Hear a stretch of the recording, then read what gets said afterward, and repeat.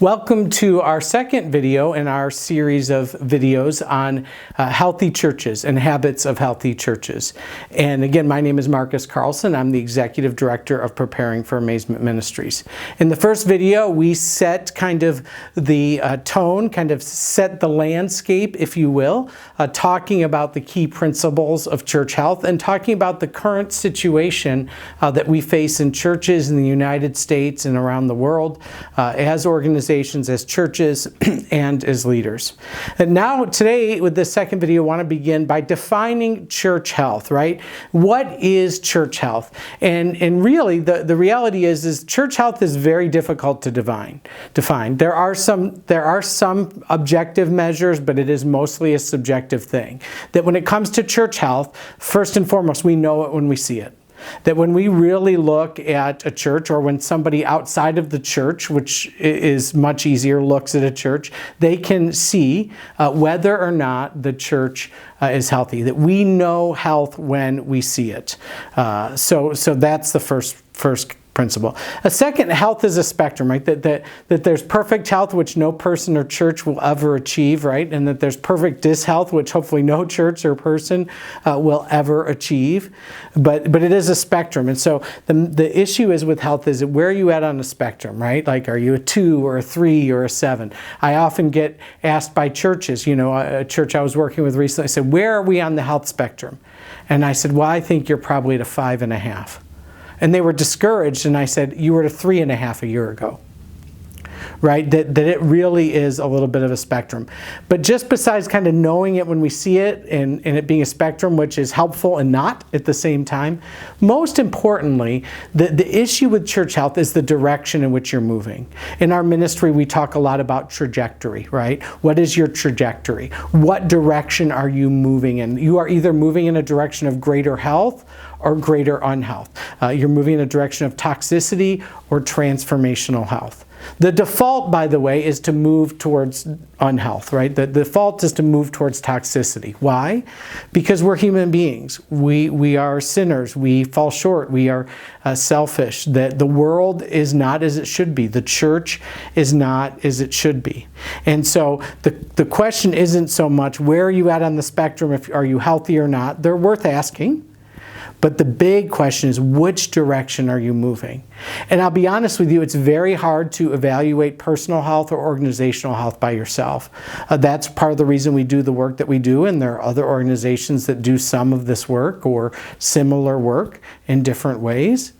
But we really need outside sources to help us with our health. I have a doctor that I go to, right, to help me with my health, who has some expertise and can kind of look outside of things, what's normal and what's not, right? That we get used to things, that fish swimming in the waters after the Chernobyl nuclear accident, even with their 3 extra fins or whatever, or tails, didn't realize the waters they were swimming in were toxic. That we don't realize what health looks like. And health does look different for everyone. It looks different for every person in every church. As a 40-something-year-old diabetic, what health looks like for me is very different than my thin, young teenage son.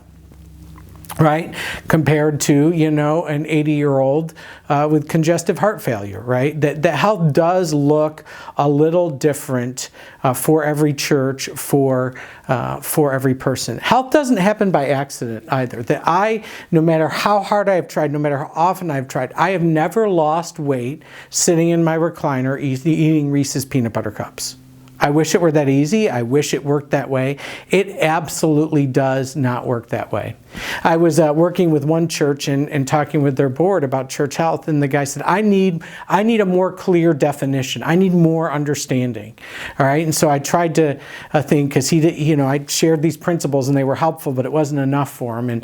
And so I said, okay, you're a dentist, right? He was a dentist, and I said, as a dentist, you can look at a mouth and you can generally, right out of the gate, say this is generally healthy or unhealthy. You can have a patient where you have seen them, kind of over a series of years or months, and you can see which direction they're moving, right, in terms of health or not health. And that a healthy mouth, again, for an 80-year-old is different than a healthy mouth for a 7-year-old. And I said, but you also had these kind of specific measures as an outside expert. I said, I've been to the dentist. It's not fun, these measures where they poke your gums and touch your teeth and take x-rays so that you can kind of figure out what level of health is there, where are the spots that are unhealthy that you can bring greater health to. And so church health is very difficult to define. Again, I know it when we see it. You probably know it when you see it, unless it's your church. It's hard to see inside our own thing. It is, in fact, a spectrum, right? It is absolutely a spectrum. And the issue, again, is direction. Are you moving towards a direction of greater health, or are you moving in a direction of unhealth? That is really the big issue. So now that we've kind of talked about church health and the landscape, and we've defined church health, let's talk about kind of the main thrust of these short videos, the 7 habits of healthy churches. This is not an exclusive list. There may be more, but these are the 7 top habits that healthy churches engage with, that engaging with these 7 habits consistently and with intentionality can help transform your church culture to a healthier culture. That health is a culture issue. It's not a programmatic thing. And so habits shape the culture, right? That habits shape our health as an organization. These habits are, in fact, in order by significance. So first and foremost, and we'll talk about each of these habits, we'll talk about in detail in the video. But first, healthy churches are praying churches. It's not just a cliche. It's not just kind of a captain obvious statement that we have seen that churches growing all around the world have been truly praying churches, more than just having prayer services or having a prayer team, but are really praying churches. Healthy churches do conflict well, particularly the way of Jesus. If praying churches is the most important habit, the biggest destructive force to churches today is conflict and ignoring, avoiding, or doing conflict in an unhealthy way. So healthy churches do conflict well. Third, healthy churches make decisions in a healthy way. And again, we'll dive into what that means and what that looks like. Healthy churches make decisions in a healthy way. We've got to move beyond reactivity. Healthy churches are focused on those outside the church more than they are those inside the church. It's counterintuitive, it gets a lot of objections, but understand the church is the only institution in the world that exists primarily for those outside of it. Healthy churches value process.